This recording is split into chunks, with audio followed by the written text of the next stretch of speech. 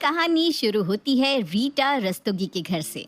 रीटा एक बहुत ही होनहार लड़की थी जिसे लाइफ में कुछ बनना था, कुछ बहुत बड़ा करना था। पर लड़की के जीवन में शादी और करियर के बीच एक रास्ता चुनने का दौर कभी ना कभी तो आ ही जाता है।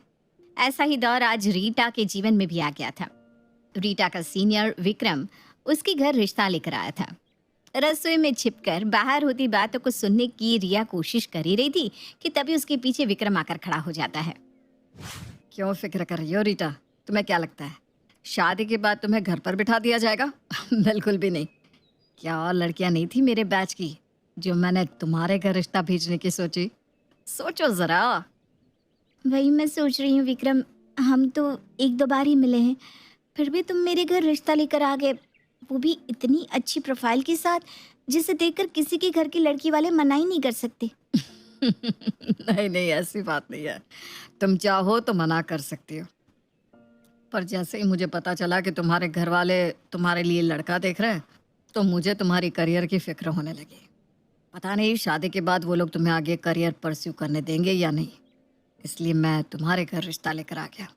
मैं चाहता हूँ शादी के बाद तुम बिल्कुल इसी तरह दिखो, एंथुसियास्टिक।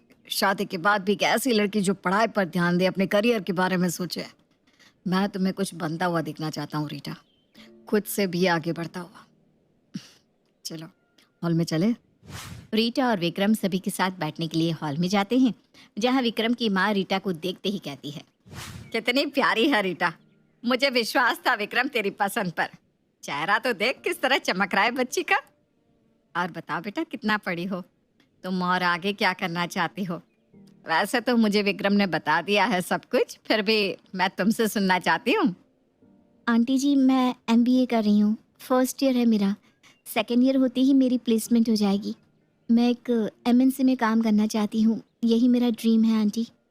मानना पड़ेगा सुशील जी, बहुत ही अच्छी परवरिश दी है आपने अपनी बेटी को। मैं भी ऐसी ही एक बेटी को जन्म देना चाहती थी। अब भाग्य में बेटी ना सही, मेरा विक्रम बेटी जैसी बहू ले आया, ये भी तो बेटी बनकर ही रहेगी। हमें तो ये रिश्ता मंजूर है। तुम भी अपने मन की कहो बेटा। जी मुझे भी मंजूर है। रीटा को जैसा ससुराल चाहिए था उसे मिल चुका था, अब किस बात की देरी। अच्छा मुहूर्त देखकर रीटा और विक्रम की शादी कर दी जाती है।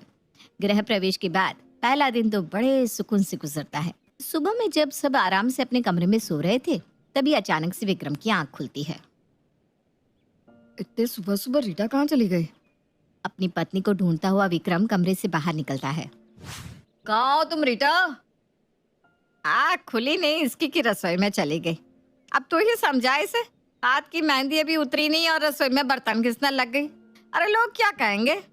ये लड़की बिना, घर में कितने सारे नौकर हैं, वो कब काम आएंगे?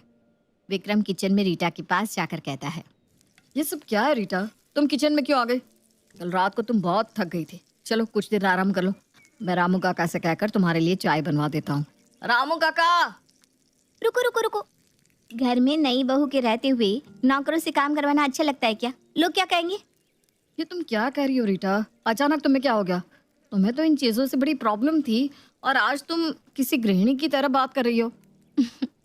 अच्छा अब जो भी है, इतने सवाल जवाब मत करो मुझसे, मुझे काम करने दो। तुम जाकर नाश्ते की टेबल पर बैठो, मैं सभी के लिए नाश्ता बनाकर लाती हूँ।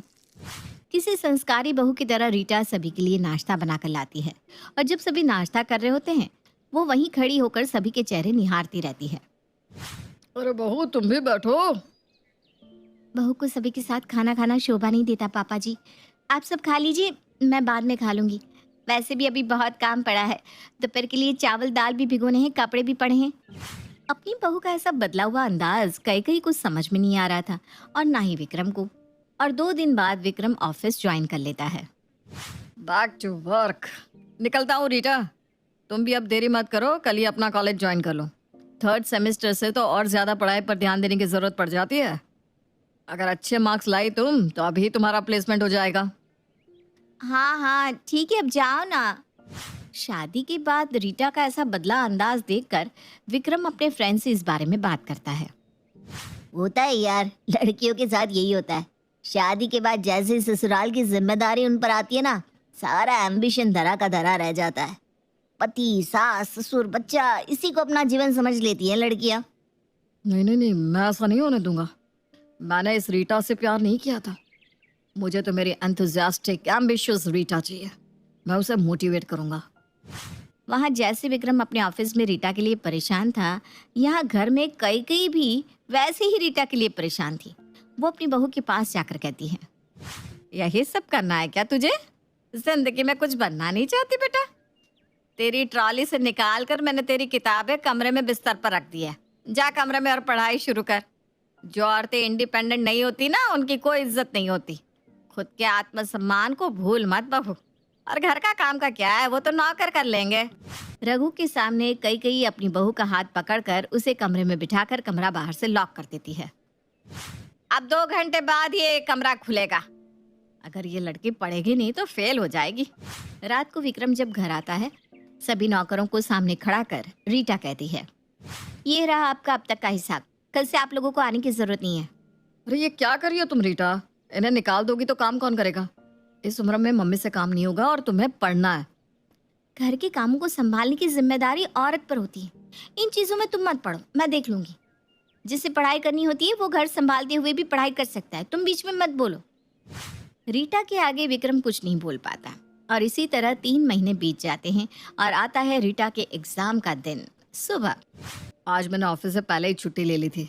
तुम्हें एग्जाम दिलाने जो लेकर जाना है, तुम जल्दी से तैयार हो जाओ। 10 बजे एग्जाम स्टार्ट होने वाला था और 9 बजे तक रीटा घर का काम ही करती रहती है। गुस्से में जैसे ही विक्रम किचन में उसे लेने जाता है, मम्मी जी मेरे एग्जाम से बस 1 घंटा बाकी है। ट्रैफिक मिल गया तो एग्जाम में पहुंचते पहुंचते ही 1.5 घंटे हो जाएंगे। ये सब मैं आकर कर दूंगी मम्मी जी। अब तक आपने जो कहा मैंने वही किया है। प्लीज मुझे एग्जाम में जाने दीजिए मम्मी जी। तुझे कितनी बार बोला है बहू कि पढ़ाई का भूत अपने सर से उतार दे। मेरे घर में ये सब नहीं चलने वाला। अपनी माँ का ये रूप देखकर विक्रम खड़ा का खड़ा रह जाता है। उसके पैरों तले जमीन घिसक जाती है। पर एग्जाम में देरी ना हो जाए इसलिए वो बिना कुछ कहे रीटा का हाथ पकड़े उसे एग्जाम देने ले जाता है। पर लेट हो जाने के कारण रीटा को एग्जाम हॉल में एंट्री ही नहीं मिलती और उसे रोते हुए अपने ससुराल वापस आना पड़ता है। ये सब क्या है मम्मी? ये कौन सा रूप है तुम्हारा? आज इत्तेफाक से जब मैं किचन के बाहर पहुंचा तुम्हारी बात मैंने सुन ली। तुम रीटा को एग्जाम के दिन भी काम करने के लिए कह रही थी। मुझे तो लग रहा था कि ये सब रीटा खुद अपनी मर्जी से कर रही है, पर इसके पीछे तो तुम थी। तो क्या करती मैं?